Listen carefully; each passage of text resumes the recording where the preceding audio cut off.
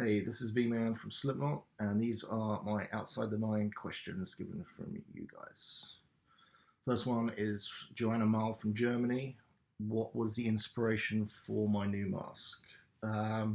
Me and my friend Richie Beckett, we grew up together playing in bands in England, and he's a killer artist. Came up with artwork for Mastodon, Queens of the Stone Age, Metallica, and really loved his work.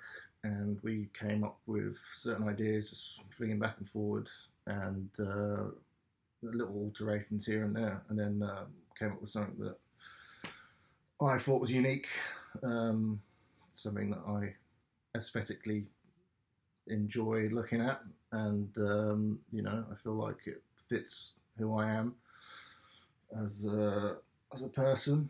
So I don't know. I mean, just wanted something unique, different, and something completely separate from what I was given when I joined the band. As that was given to me as opposed to me having my own thing.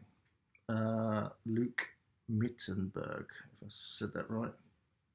What was it like doing your first show with Slipknot? I've been on stages before, played many festivals and stuff like that, but never having a mask on, a boiler suit, and loads of other people on stage running around. It was very chaotic. Didn't really have a good in mix, but from what I was, it was my first ever outing doing anything of that caliber. So there was a lot of lessons learned, but I thought the show was good, played well. But definitely as time progresses with being in this band, that I found my seating in my place. So same again from Luke. What is your favourite track from the new album? I would say toss between Nero Forte or Spiders. I'd say that. Had a lot to do with those two tracks, so it's nice to hear something that you've been a part of and helped grow.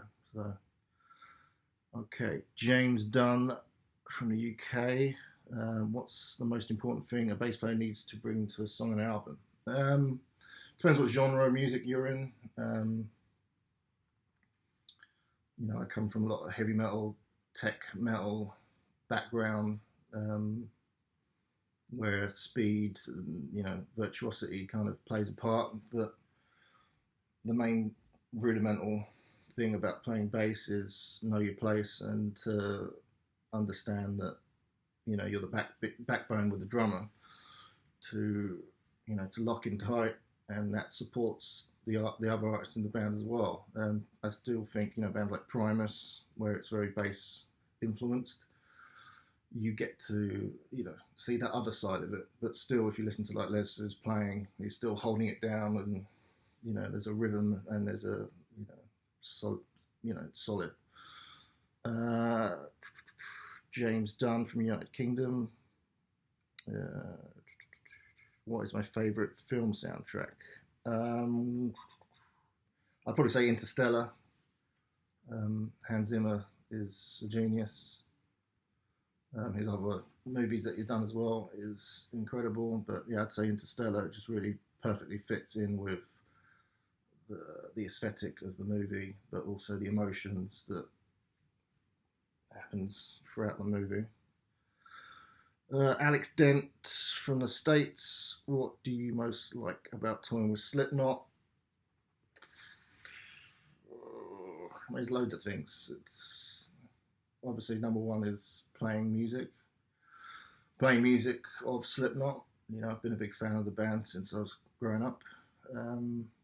There's a lot of friends out on the road. It's a great job to have. Very, grateful for what I've got, and I don't know, going and eating food, partying whenever you can, but it's mainly playing music. That's the main thing. That's always been my goal in life, is to be a musician and to play on stages, and obviously good music. So Michael LaFond from the United States. What is the most difficult Slipknot riff to play live? Ooh, I don't know. I mean, mainly it's because I come from a guitar background that some of the stretches, my little tiny hands, they kind of were a bit difficult at first. But I don't really find I don't have any trouble with it. My main thing is keeping consistency with my right hand technique. I don't want to have to, I don't want each note to kind of sound weak when I'm doing it. I like a consistent attack, so that puts a lot of stress on in here for me. So a lot of down picking as well, but I think that's mainly the hardest part. Michael LaFond again. Out of the other 8 in the band, whose mask creeps you out the most?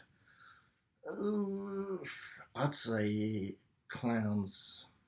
It's just one of those ones where if I'm looking around the stage and he's doing something weird, that one I'll kind of, or especially his new one, because it just looks like he's smirking all the time. So I'll probably say that one. Sid's sometimes when it moves, but when you know what it does, when you know how it works, it kind of loses its shock value. Do I have any pets? Yes. 2 pets, 2 French bulldogs. I have a Bruce and my fiance's dog, Hero, who now lives here with us. Cameron Gutierrez, I think I said that right. United States. What song are you most excited about playing on the next We Are Not Your Kind tour leg? Spiders. There's a lot going on in that song, even though it doesn't sound like there's a lot going on, but there is. It's just, very big departure from other Slipknot songs, and I feel like with the right push, it can be such an amazing song to witness live. Next, same again from Cameron Gutierrez. What's the best thing about being in Slipknot? I'd say the best thing is, to get to play music, to get to play live, to get to play in front of so many people, watch people's reaction, to see how many people can, the vast emotions that you can see. I'd say that's it, to be able to play something or to do anything, be it art or to cause emotion in someone like that, to enjoy it. I think that's a massive reward. So yeah, definitely that.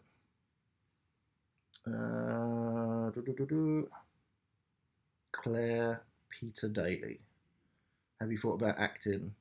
No, I don't think I'm a very good actor. I don't like being on camera. Yeah, don't think so. Maybe one day. I don't know. Probably not. Ashley Robertson from the States. What's your favourite song of all time? That's too hard. It's kind of impossible to answer. Probably be a Pink Floyd song, I'd say.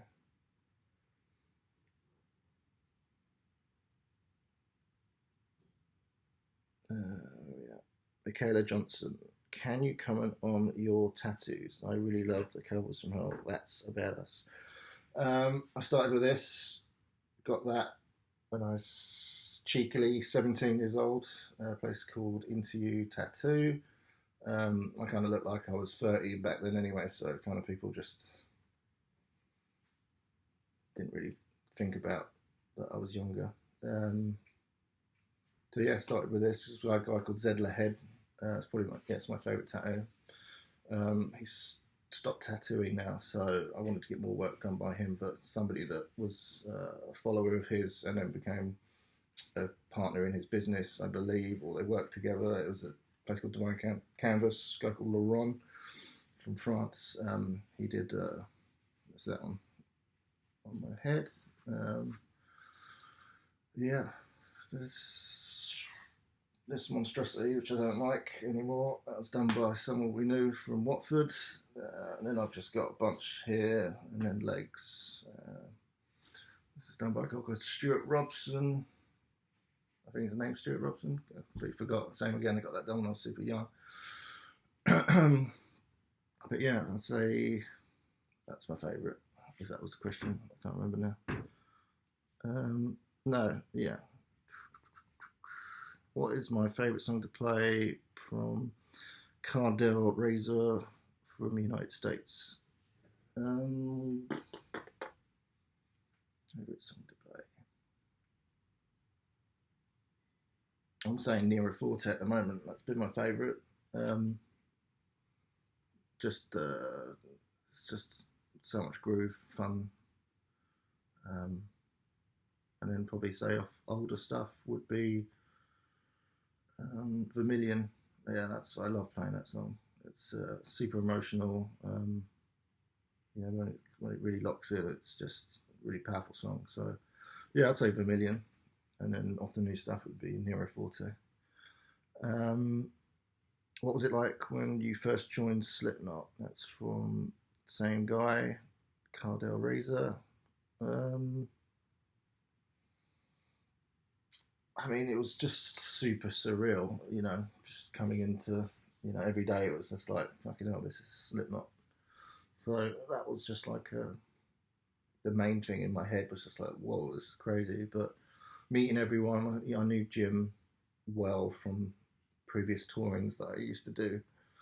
And in 2008, I toured with the band while I was working with Code in Cambria. So it wasn't like a big shock for people, but it was more just like, how big the scale was. So going into the studio for the record, it was just how many studios we had, like the personnel, it was a big thing. And then so yeah, it's just a bit of a shock really. But as time goes on, you become acclimatized to it. So yeah. Did you ever feel discouraged during your early music career as to whether or not you were on the right path? That is from David Shaw from the States. Did